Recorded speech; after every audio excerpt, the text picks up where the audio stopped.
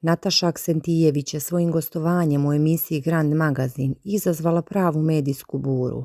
Kada je voditeljka najavila njenim devojačkim prezimenom Miljuš, usledila je burna reakcija koja je otkrila složenu i bolnu porodičnu dinamiku.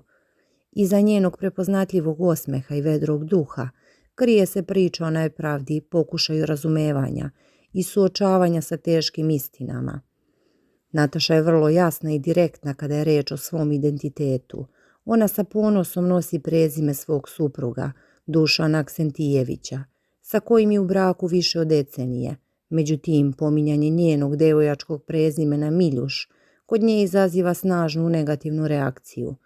Njen stav je jasan, nisam emotivno vezana za prezime, da su mi ti roditelji nešto dali u nasledstvo, pa da kaže čovek, ajde da se njihovo prezime zadrži.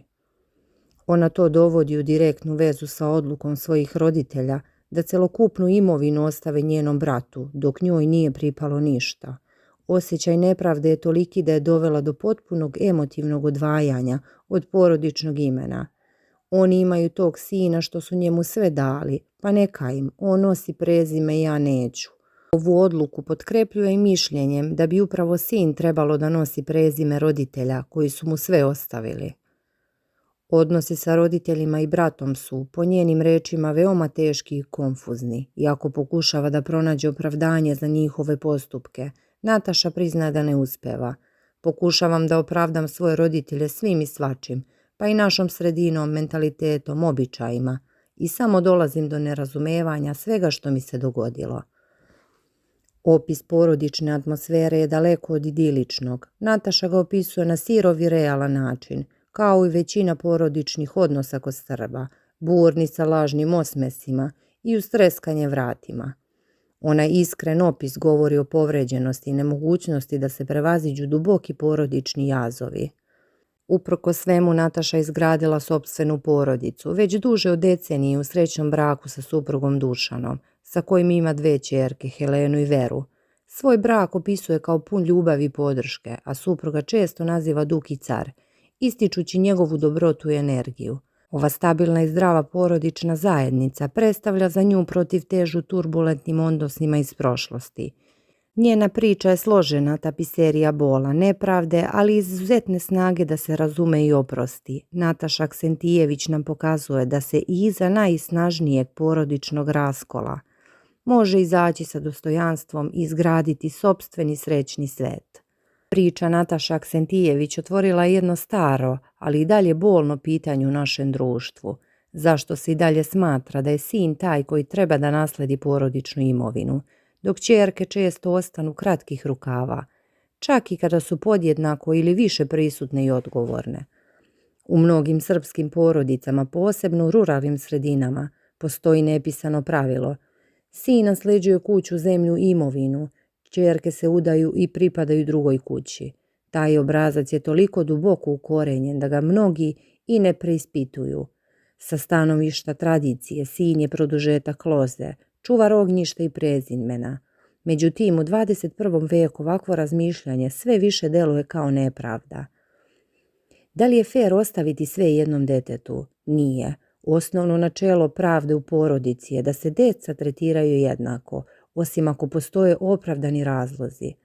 Na primjer, jedno dete je invalid, drugo je već dobilo veliku pomoć ranije. Ostaviti sve jednom detetu, a drugo ignorisati, to nije samo materijalna nepravda, već i duboka emocionalna poruka. Ti nam manje značiš. Natašina reakcija, odricana je od prezimena, zapravo je simbolički čin dostojanstva. Ona poručuje, vi ste mene već otpisali, nemojte očekivati da nosim vaše ime. Šta kaže zakon, a šta moral? Po našem zakonu o nasljeđivanju roditelji ne mogu potpuno isključiti dete iz nasledstva. Svako dete ima pravo na nužni deo, polovinu onoga što bi dobilo po zakonu. Međutim, za života roditelji mogu pokloniti imovinu bilo kome žele. Upravo su to Natašini roditelji verovatno uradili. Sve su prepisali sinu dok su živi. Moralna granica je ovdje pređena, iako je zakon možda formalno poštovan. Šta treba menjati u porodicama? Roditelji moraju da prestanu da prave razliku među decom. Nasledstvo nije nagrada za pol, već pitanje jednakosti. U društvu potrebno je više javnih primjera poput Nataše. Žena koja se ne stidi da progovori o ovoj nepravdi. Tako se razbija mit da je ćerkama svejedno. U svesti. Nasljedstvo ne treba da bude izvor sukoba, roditelji koji zaista vole svoju decu jednako ili dele imovine na jednake delove ili otvoreno razgovaraju o tome zašto nekome daju više, na primjer jer brine o njima o starosti. Ne, nije u redu da se sve ostavi sinu. Čak i uz tešku porodičnu tragediju to nije opravdanje. Nataša imala svoje pravo da se naljuti, da se odrekne prezimena i da javno progovori. Njen postupak nije bio drzak, bio je hrabar, jer nije lako stati pred kameru i reći: moji roditelji su me odbacili, a ja neću da ćutim. Ono što ona zapravo područuje svim ćerkama koje su doživjele slično jeste: vaša vrijednost ne zavisi od nasljedstva.